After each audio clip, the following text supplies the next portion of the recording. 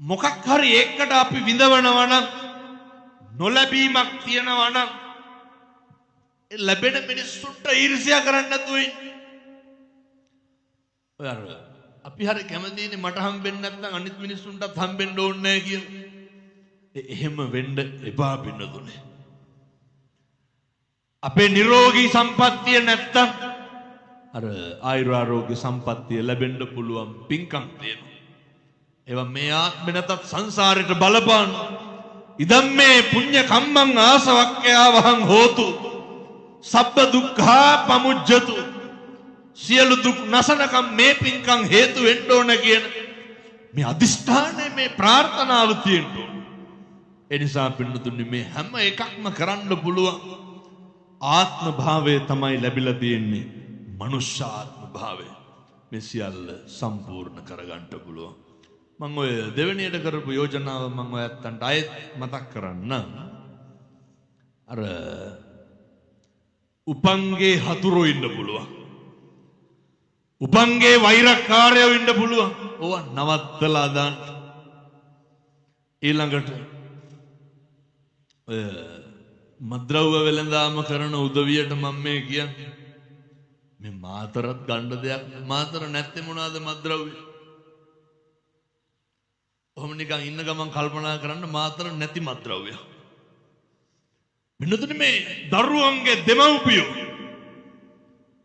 ඔය අම්මලා දැන් අපි හිතමුකෝ දැන් ඔය කුඩු ගහන්න ඇබ්බැහි වෙච්ච දරුවෙක් ඉන්නවා කියලා. ඔයත් අහලා තියෙනවද අම්මලා දෙස් දෙවල් තියන හැටි? කියනවනේ ඔවුන්ගේ දරුවෙකුටවත් හරියන්න එපා කියලා. මෙහෙන ඉල්ලන්න.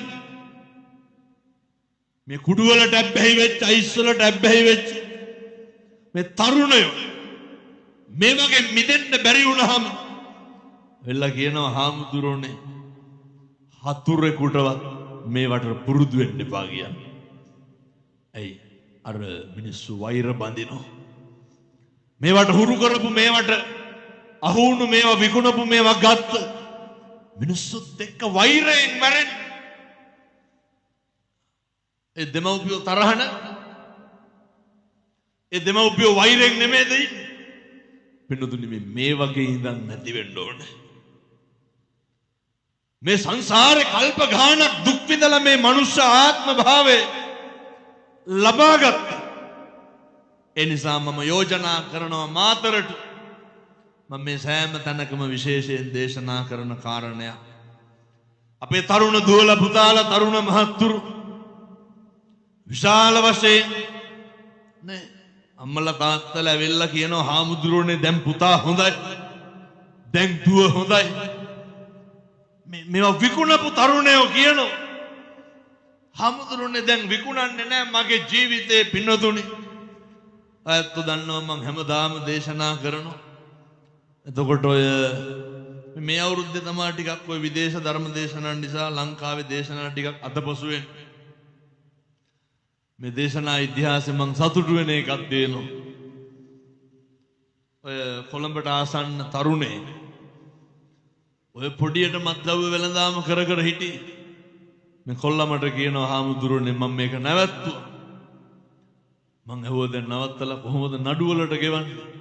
මේ කොල්ලා කියනවා හාමුදුරනේ මං ඇතුළේ යනවා. මේක නවත්තපුවා නඩුවලට ගෙවන්න සල්ලි නැහැ. නමුත් මං හිරේ යනවා. මේ තරුණයෝ සූදානම් වෙලා ඉන්නවා. ජීවිත පරිත්‍යාගයෙන් හරි මේක නවත්තන්න. ඒ නිසා මං කියන්නේ මේ මාතර මේවා විකුණන අපේ අම්මලාට තාත්තලාට කියන්නේ සත්පුරුෂ තරුණ මහත්තුරුන්ට කියන්නේ දරුවන්ට කියන්නේ මේවා නවත්තලා දාන්න. ලංකාදීපය තුල බෞද්ධ ප්‍රබෝධය ඇති වෙනවා. මුස්ලිම් දෙමළ ක්‍රිස්තියානි ભેදයකින් තොරව බණහන මේ බොහෝ අපරාධවලට බොහෝ වංචා දූෂණවලට මිනිස්සු තුල වෛරකාරකම ඇති වෙන්නේ. මිනිස්සු තුල කරුණාව නැති වෙන්නේ. අනෙකගේ දුක වේදනාව කඳුල බඩගින්න අදුර ගන්න බැරි මට්ටමට මිනිස්සු මිනිස් ගති නැති වෙලා පහත් තත්වයට පත් වෙන්න බලපාපු ප්‍රබල කාරණයක් තමයි ඔය මද්ද්‍රව්‍ය කෙරුවාව. එනිසා මේ මාතර අපේ ත්‍රිරෝධ රත සංගම් වල සත්පුරුෂයෝ, ඒ වගේම මේ නගරයේ තරුණ මහත්තුරු, ඒ වගේම අපේ තාත්තල, ඔය සමිති සමාගම් මේ සියලු දෙනාට යුතුයකමක් තියෙනවා. මේ මාතර නගරයේ මද්ද්‍රව්‍ය වලින් තොර කලාපයක් වෙන්න ඕනේ. මේ පන්තියන දරුවන්ට මන්ද මාතර නම් ඔව විකුණනවද කියලා. මේ පන්තියන ළමයින්ට පින්නතුනි මේ මත්පැති විකුණනවනේ. මම මේ විකුණන මහත්තුරුන්ට කියන්නේ ඔව නවත්තලා දාන්න. මේ අහිංසක අම්මගේ තාත්තගේ දරුවෝ පන්ති කාඩ් එක පින්නතුනි අල්ලපු ගෙදරින් ණයට සල්ලි අරගෙන පන්ති කාඩ් එක ගන්න ක්ලාස් ෆීස් ගෙවන්න සල්ලි දෙන්න.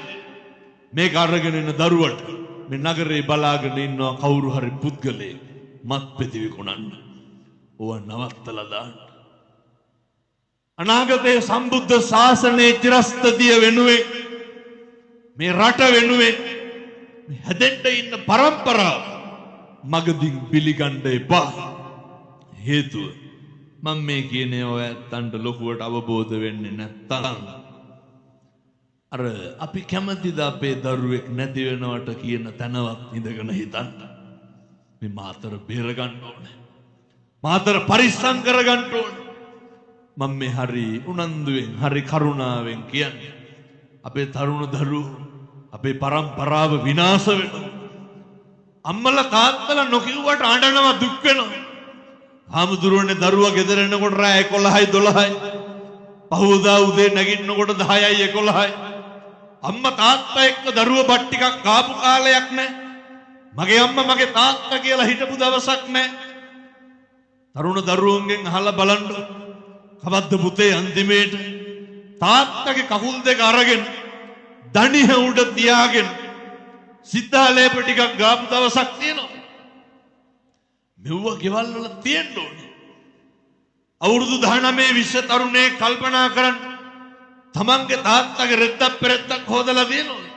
මම මේ ළමයින්ට දෙමව්පියෝන් කරදි හොදන්න කියනව නෙමෙයි. නමුත් පින්නතුනි මේවා කෙරෙන්න ඕනේ. අර මගේ තාත්තා කියන හැඟීම ඇති වෙන්න ඕනේ. තාත්තගේ කකුල් දෙක අල්ලලා දන ගහලා බැඳපු දවසක් තියෙනවා.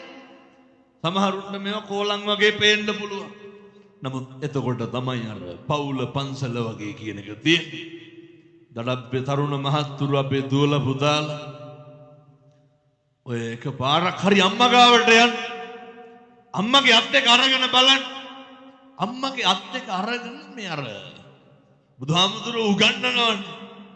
වතුර ටික උණු කරලා නාවන්න. කාවද නාවන්න ඕන? අම්මයි තාත්තයි. මම මෙහෙම දේශනා කරන්න පින්නතුනේ ඔය මම දැකලා තියෙනවා මලගෙවල්. මිනිහ කයි කියලා හිතෙන්නේ නැද්ද වෙලාවකට?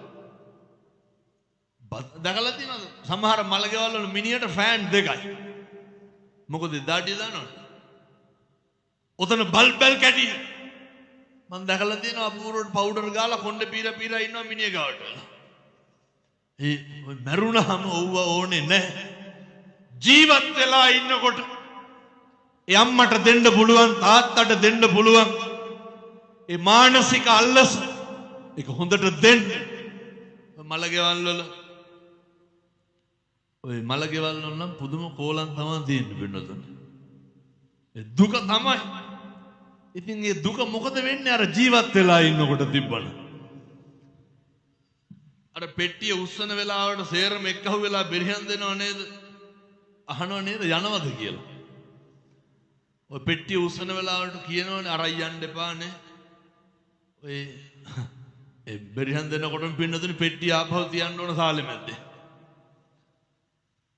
වඳිනවනේ අරගෙන යන්න කියලා. ඒ හින්දා ඔය මලගෙවල් වල ඕවා නෙමෙයි. ඒ ಗುಣ කතනේ ජීවත් වෙලා ඉන්නකොට තියෙන්න ඕනේ. අද ගිහින් අම්මා ගාවට යන්න. අරගෙන අම්මගේ අත් දෙක බලන්න. ඒ බලනකොට මැවි පේන්න ඕනේ.